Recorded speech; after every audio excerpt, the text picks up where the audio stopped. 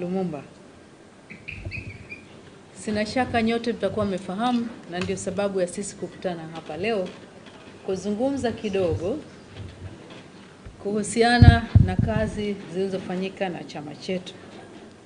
Leo tarehe 26 mwezi wa 8 2026 jijini Dar es Salaam vilifanyika vikao vya kamati kuu na halmashauri kuu ya CCM chini ya mwenyekiti wake Dr. Samia Suluhu Hassan ambaye pia ni rais wa Jamhuri ya Muungano wa Tanzania.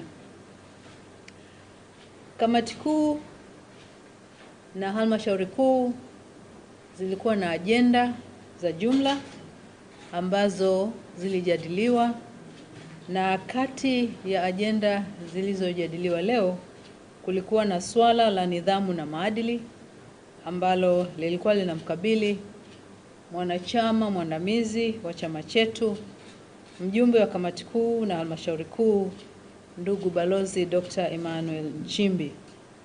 Na katika swala hilo vikao vyote vilijadili kwa makini masuala yaliyohusu nidhamu na maadili, na baada ya kuzingatia taarifa zote zilizokuwepo ilithibitika kwamba katiba ya Chama cha Mapinduzi pamoja na kanuni zake vilikiukwa. Kufuatia hayo, kwa kauli moja, halmashauri kuu ya Chama cha Mapinduzi ilipitisha uamuzi kwamba kutokana na mienendo iliyokiuka kanuni zetu zinazohusu nidhamu na maadili, ndugu Nchimbi afukuzwe uwanachama kwa mujibu wa kanuni zetu. Kwa hiyo tunapenda kuwafahamisha wanachama wote wa Chama cha Mapinduzi na wananchi kwa ujumla kwamba Chama cha Mapinduzi kimefikia uamuzi huo.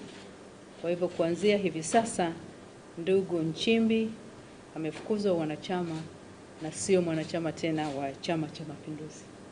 Pokeeni taarifa hiyo.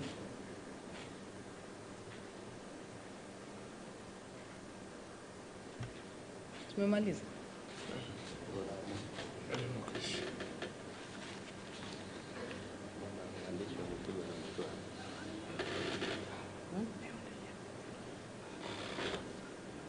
Hilo linahusu nidhamu na maadili.